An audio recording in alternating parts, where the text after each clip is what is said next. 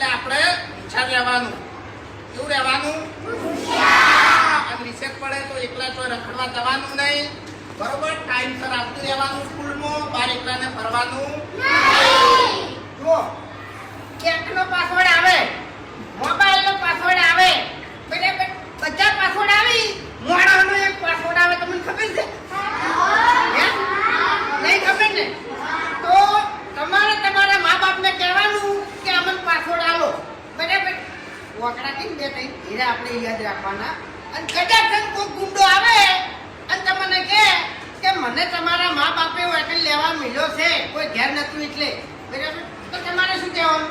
તો પાસવર્ડ બોલો.